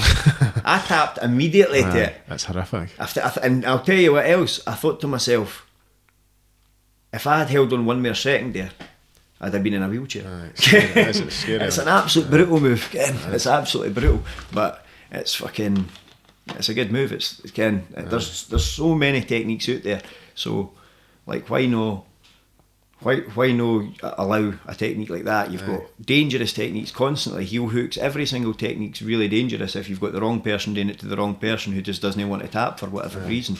But one of the things you need to be taught in grappling is you need to tap out. Like, nobody's body's special. Everybody breaks or goes to sleep the same way. And maybe some people have got a bit more extension, but the joints are still mostly built the same. So another question that we've got from the fans on Instagram, Rory McDonald, don't know if you know Rory. I know Rory.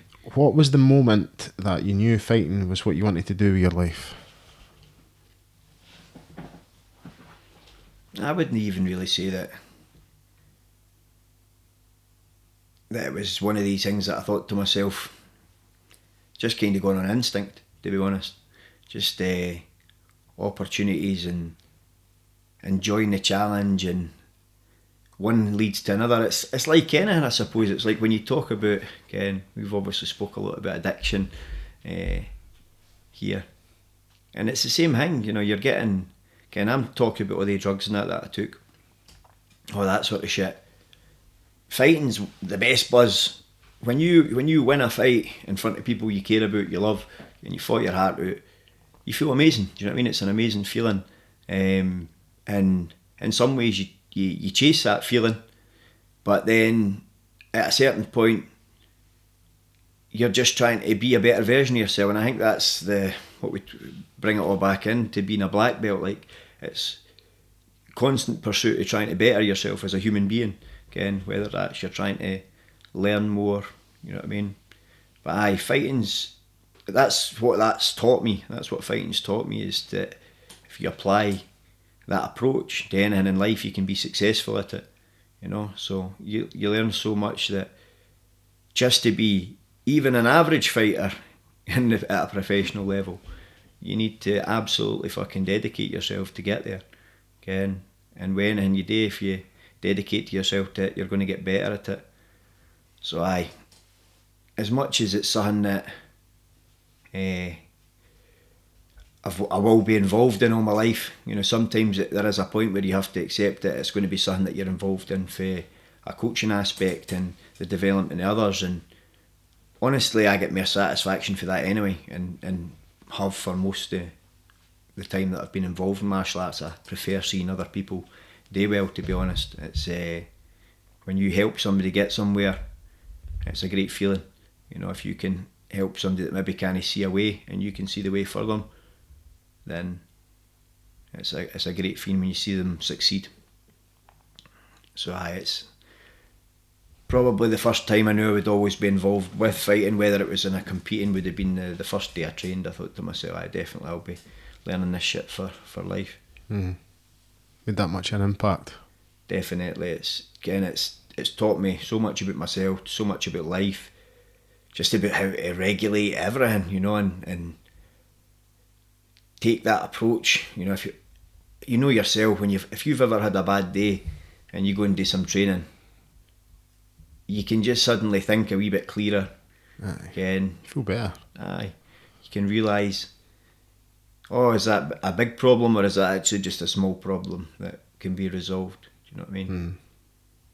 Because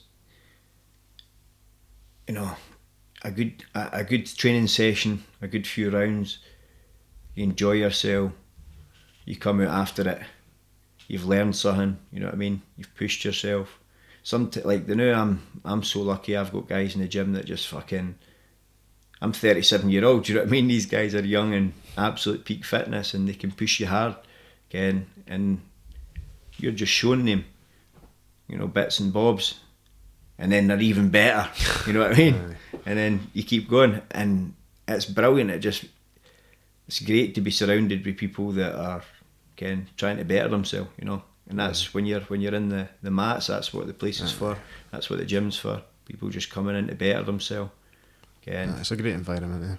Aye, it's honestly, that's the big thing that I noticed with getting involved in martial arts, is just how nice almost all people are. Like, Nah. the majority of people you meet, they just want the best for you. And sometimes the best conversations you'll have, sometimes people on the mats, they'll tell you some truth, do you know what I mean? They'll tell you some of their personal situations as well, and share experiences in life. And you've got so many, variety characters as well. But on the mats, everybody's equal, and people always, are willing to share their expertise and stuff as well. It's brilliant, it's a great place. Nice. Well, anyway, Craig, listen, thanks very much for coming in. It's been brilliant listening to you, and I've enjoyed hearing some of your experiences, some of the obviously bad stuff, but also some of the interesting stuff as well. So thanks very much for coming in, mate. Aye, listen, I'd just say, like, to finish up, I stopped drinking alcohol when I was 20-year-old, and it changed the direction of my life. I've been able to see places in the world that I never would have been able to see. Again, I've been able to travel, I've been able to meet amazing people everywhere, and if I hadn't made that decision, it wouldn't have happened for me, that's for sure. That's because I was a drug addict. There's a big difference between a drug user and a drug addict, and people that are addicts, they need to learn to find something that's going to replace that habit for them. Do you know what I mean? Find something that's going to be positive for them. Look at the impact that habit's having on you. Say to yourself, can I remove this from my life? Can I replace it with something that's going to be better for me? You do that enough times, you're going to be in a better position. Well said. Cheers, mate. Cheers for having me. Thanks very much. Cheers. Thanks, everybody. Cheers.